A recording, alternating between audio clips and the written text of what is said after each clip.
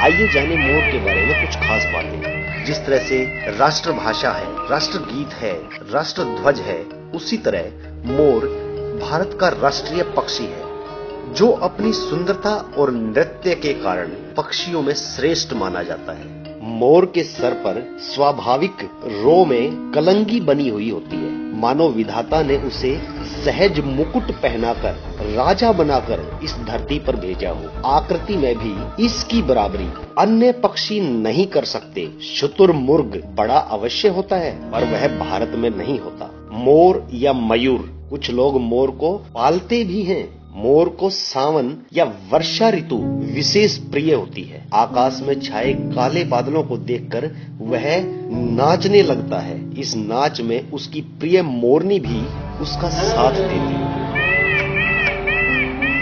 मोर की आवाज तेज और मधुर होती है। मोर का वर्णन पूरे भारतीय साहित्य में मिलता है। देवताओं में कार्तिकेय का मोर ही वाहन है। इसका किसी पक्षी से वैर विरोध नहीं होता, किंतु इसकी शत्रुता सर्प से, सांप से होती है। यह सांप को मारकर निगल जाता है। मोर की श्रेष्ठता का प्रमाण यह है कि भगवान श्री कृष्ण ने मोर पंखों का मुकुट बनाया था। मोर जब खुद भगवान को प्रिय है तो मनुष्य को प्रिय क्यों नहीं होगा। लोग मोर पंख अपने घर एवं पुस्तकों में भी रखते हैं। मान्यता के अनुसार मोर पंख रखने से सर्प का भय नहीं होता। प्राचीन काल में कलाकृतियों में मोर के चित्र मिलते हैं। आज भी घरों की दीवारों पर मोर की आकृति बनाई जाती है। मोर पंखों का उपयोग दवा में भी किया जाता है। मंदिर में या पूजा पाठ में मोर पंख का सदा उपयोग होता है। मोर पंख के ही पंखे झुलाए जाते हैं। इस प्रकार मोर राष्ट्रीय पक्षी के साथ साथ हमारा धार्मिक और सांस्कृतिक पक्षी भी है। आइए जाने मोर के बारे में कुछ खास बातें।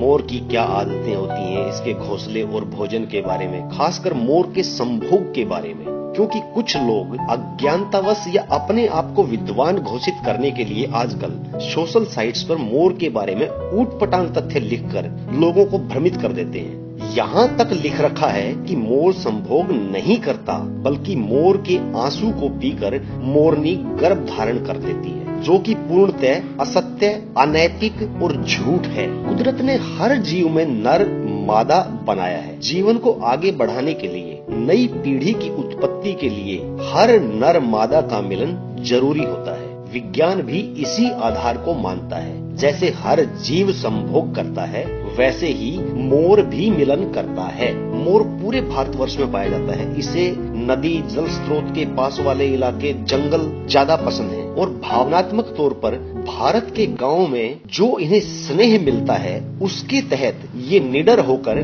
गांव की गलियों में भी घूमते रहते हैं। कई बार शहरी इलाकों में भी आराम से सड़कों पर इन्हें टहलते देखा गया है। यहाँ तक कि सड़क पर मोर के आ जाने से ट्रैफिक तक को रोक दिया जाता है। मोर ज्यादातर समूह में रहना पसंद करते हैं। इंसानों की तरह मोर को भी वैरायटी फूड पसंद है। कई बार ये खेतों में नुकसान भी कर देते हैं, लेकिन किसान के सहायक होते हैं, क्योंकि कीट पतंगे, फसल को नुकसान करने वाले जीवों को ये खा जाते हैं। मोर की आवाज को कई किलोमीटर दूर से सुना जा सकता है। जब इसे मोरनी को आकर्षित करना होता है, तब यह अपने पंख फैलाकर बड़ा सुंदर मगर धीमी गति का नृत्य करता है। इसके नृत्य को देखकर मानव इतना प्रभावित हुआ कि मयूर नृत्य को हमारे नृत्य में शामिल कर लिया गया।